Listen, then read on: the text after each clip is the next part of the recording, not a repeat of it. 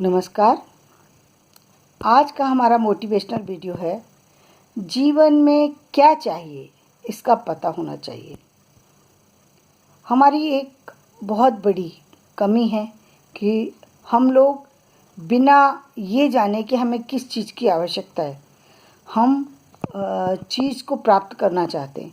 मतलब उस चीज़ को प्राप्त करना चाहते हैं जो चीज़ हमें किसी दूसरे के पास दिखाई देती है, हम उस चीज़ के पीछे दौड़ने शुरू हो जाते हैं कि जो चीज़ दूसरा कोई व्यक्ति यूज़ कर रहा होता है या फिर उसमें उसकी सक्सेस दिखाई देती है, या फिर हमें ये दिखाई देता है कि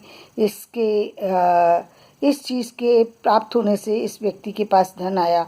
तो ऐसी कोई चीज़ होती है जिसके कारण से हम उस व्यक्ति के पीछे चलना शुरू कर देते हैं।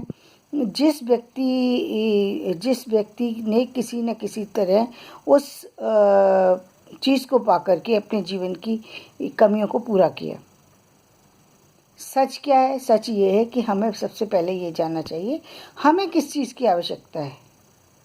हमें किस चीज़ की आवश्यकता है इसका ज्ञान हमें होना चाहिए कि हमको यदि हमें अपनी चीज़ का पता होगा, किसी को धन की आवश्यकता है, किसी को व्यापार की आवश्यकता है, किसी को सिंगिंग की आवश्यकता है, किसी को और किसी चीज़ की आवश्यकता, संतान की आवश्यकता है, परिवार की आवश्यकता है।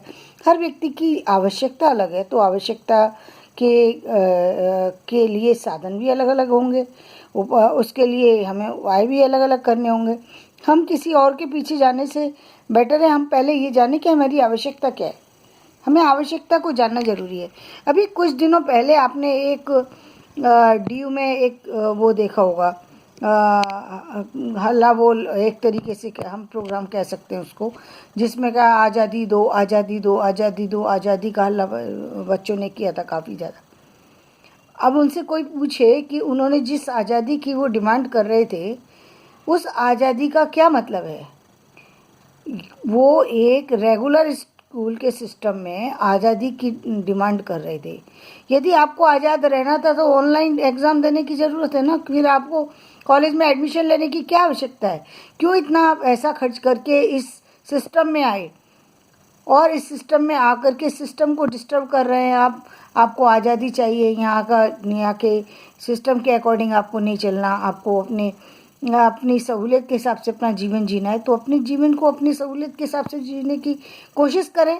इस सिस्टम में उन लोगों को आने दें जो लोग इस सिस्टम में आना चाहते हैं, और क्योंकि इसमें काफ़ी पैसा भी लगता है और काफ़ी सारी सी कठिनाइयों के बाद सिलेक्शन होता है बच्चे का, और आप उसी सिलेक्शन के लिए आप कह रहे हैं कि हमें आज़ादी दे रहे हैं। टीचर्स को आज़ादी देने में क्या वो होगा? वो तो 2 मिनट में दे देंगे, उनके लिए तो टाइम फ्री मिल जाएगा। लेकिन नुकसान किसका होगा? बच्चे का, जिसने बहुत मेहनत के बाद वहाँ पर दाखिला लिया। और दाखिला लेने का मतलब ये होता है, यदि आप किसी सिस्टम में पहुँच जाते हैं तो वहाँ पर एक सबसे बड़ा प्लस पॉइंट क्या होता है? इग्नू के प्रोग्राम में और एक रेगुलर कॉलेज के प्रोग्राम में, दो में क्या अंतर है? इग्नू के प्रोग्राम में जो सबसे बड़ा अंतर ये है कि वहाँ पर आप जॉब को करते हुए आप एग्ज़ाम को दे सकते हैं, ये एक सुविधा है। दूसरी, आप आगे पीछे कभी भी तैयारी कर सकते हैं, उसमें आपको कोई बाउंडेशन नहीं है कि आपको 2 घंटे क्लास में बैठना है कि 4 घंटे। जैसे आपको अपनी बॉडी आपकी अलाउ करे वैसे आप उसके सिस्टम को फॉलो कर सकते हैं। रेगुलर सिस्टम में क्या होता है? रेगुलर सिस्टम में आपको रेगुलर क्लास में आना है, सिस्टम के अकॉर्डिंग जो भी आपको प्रोजेक्ट दिए जा रहे हैं, जो भी चीज़ें दी जा रही हैं, आपको वो सब करके दिखानी है। एक वहाँ पर एक प्रोफेसर के अंडर में आप काम कर रहे हैं, एक सिस्टम है, एक सिस्टम के अकॉर्डिंग, एक सिलेबस के अकॉर्डिंग आप काम कर रहे हैं, एक सिस्टम के अकॉर्डिंग काम कर रहे हैं। वहाँ का पैटर्न बिल्कुल अलग है, यहाँ का पैटर्न अलग है। वहाँ दूसरी कुछ चीज़ों में के लिए प्लस पॉइंट हो सकता है, या दूसरी किसी चीज़ों के लिए हो सकता है। बात ये कि आपने जिस चीज़ को चूज़ किया है आपको उसी में जाना चाहिए, उसी को फॉलो करना चाहिए। आप उस चीज़ की डिमांड कीजिए जो आपकी आवश्यकता है। आवश्यकता के अकॉर्डिंग की गई डिमांड से फ़ायदा होता है, और आवश्यकता के बिना की गई डिमांड से हानि होती है। क्या होता है? उसका फ़ायदा दूसरे लोग ले जाते हैं, आपको कोई फ़ायदा नहीं है। आपके पास ऑलरेडी दुकान थी, आपके पास ऑलरेडी सारी चीज़ें थी, आपने थोड़ी और मेहनत की, परिवार पे भी कोई असर नहीं हुआ, कोई फ़ायदा नहीं हुआ, किसी ने आपको अप्रिशिएट नहीं किया। एक दूसरे व्यक्ति ने उसी काम को किया तो उसको एप्रिशिएशन मिला। तो यहाँ सबसे बड़ी एप्रिशिएशन किसको मिलता है? जो अपनी लीग से हट कर के किसी दूसरे काम को करता है और उस काम में उसको कुछ मेहनत करनी पड़ती है, कुछ दिल लगाना पड़ता है, कुछ बहुत सारी सी चीज़ें एफर्ट्स डालने पड़ते हैं, तब जाके कहीं वो उस काम में सक्सेस उसको मिल पाती है। तो अपने सिस्टम के अकॉर्डिंग पहले ये जानो कि आपको चाहिए क्या। आपने अभी देखिए, अभी बच्चे बहुत ज़्यादा, मैं देखती हूँ अवेयरनेस अब बच्चों में बढ़ गई है। पहले मैंने बहुत समय तक इस चीज़ को ऑब्ज़र्व किया कि प्राइवेट स्कूलों में बच्चे के अंदर एक अवेयरनेस होती है, उसको 6th क्लास में ये पता होता है मुझे जाना कहाँ है, मुझे क्या बनना है, साइंटिस्ट बनना है, आर्टिस्ट बनना है, या फिर मुझे और किसी फील्ड में इंजीनियर बनना है, या किसी और फील्ड में जाना है, सीए करना है। उस बच्चे को पता होती है, वो उसके अकॉर्डिंग अपनी स्टडी को कंप्लीट करता है। उसके अकॉर्डिंग उसके पेरेंट्स उनको प्रोफेसर प्रोवाइड कराते हैं, टीचर प्रोवाइड कराते हैं, उनके मार्क्स चेक करते हैं, उनके सिस्टम को चेक करते हैं, उनके टीचर्स को चेक करते हैं, उनके सारी चीज़ों को चेक किया जाता है। और एक बेहतरीन बच्चा वहाँ से जो है वो निकलता है। यानी यदि 100 बच्चे प्राइवेट में गए हैं तो बहुत ही कम उम्मीद है कि 1 या आधा % बच्चा कहीं वो कोई छोटे काम में रह जाए। 99% क्या मैं कहूँगी 100% बच्चे अच्छी जगह पर ही पहुँचते हैं।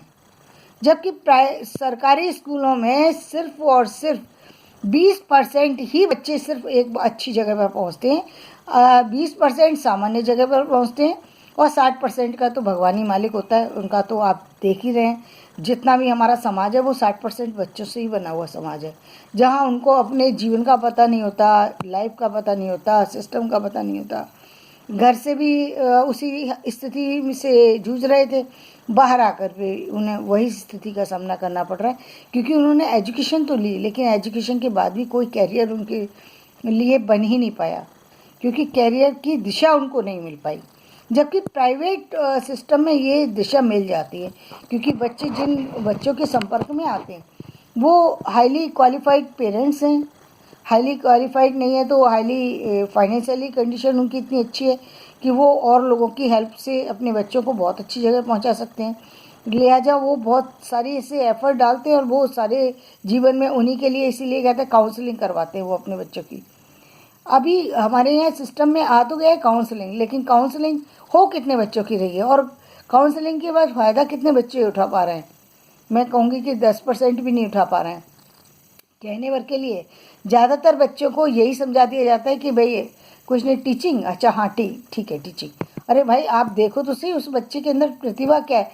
काउंसलिंग का मतलब ये थोड़ी है कि हमने जो एक बच्चे ने कहा वही एक दोस्त ने कहा वही दूसरे को बता दिया, तीसरे को बता, उसकी एक्टिविटी, उसके मार्क्स, उसके रुचि, सारी चीज़ों को जानना जरूरी है। तब निकल के आता है कि बच्चा क्या चाहता है, इसके अंदर किस चीज़ का जुनून है। जुनून के से सारी दुनिया की कायनात पाई जा सकती है। यदि बच्चे के अंदर वो जुनून नहीं है, वो जज्बा नहीं है, वो काम करने की प्रेम नहीं है, तो वो कर नहीं सकता।